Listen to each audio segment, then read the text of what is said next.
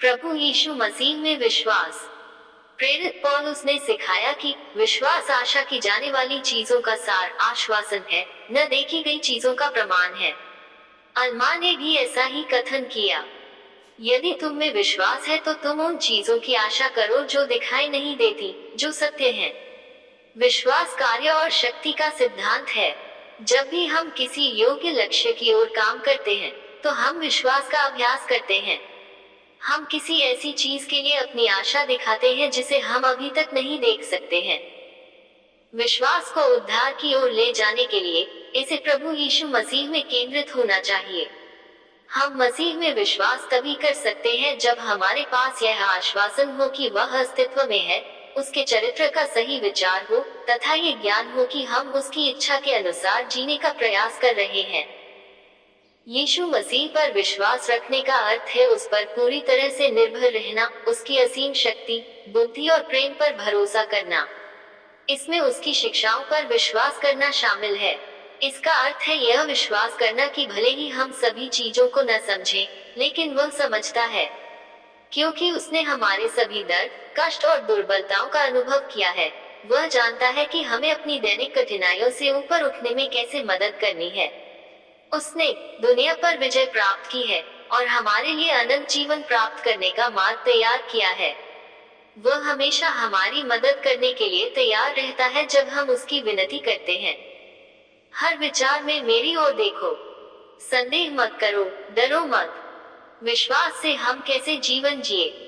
आस्था निष्क्रिय विश्वास से कहीं ज्यादा है। हम अपने विश्वास को क्रिया के जरिए व्यक्त करते हैं, अपने जीने के तरीके से। उद्धारकर्ता ने वादा किया, यदि तुम मुझ पर विश्वास रखोगी तो तुम मेरे लिए जो कुछ भी उचित है उसे करने की शक्ति पाओगे।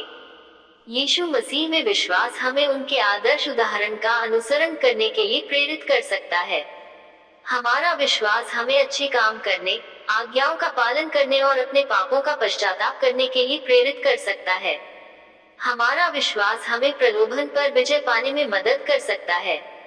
अल्मा ने अपने बेटे हिलामन को सलाह दी, उन्हें प्रभु यीशु मसीह पर अपने विश्वास के साथ शैतान के हर प्रलोभन का सामना करना सिखाओ।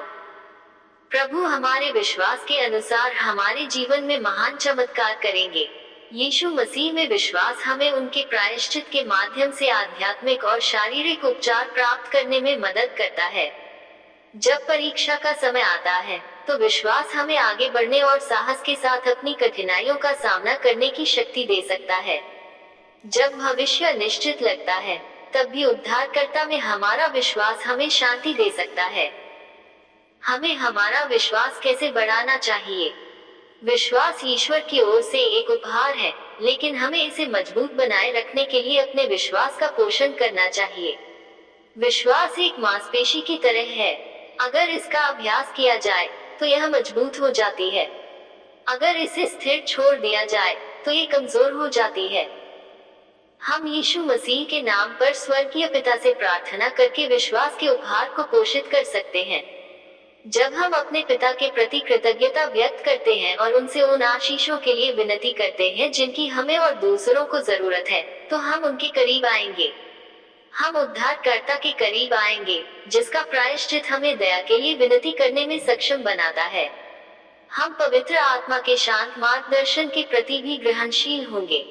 हम आज्ञाओं का पालन करके अपने विश्वास को मजबूत कर सकते हैं। ईश्वर से मिलने वाले सभी आशीर्वादों की तरह विश्वास व्यक्तिगत आज्ञाकारिता और धार्मिक कार्य के माध्यम से प्राप्त और बढ़ाया जाता है। यदि हम अपने विश्वास को उच्चतम संभव सीमा तक समृद्ध करना चाहते हैं, तो हमें अपने द्वारा किए गए अनुबंधों का पालन करना चाहिए।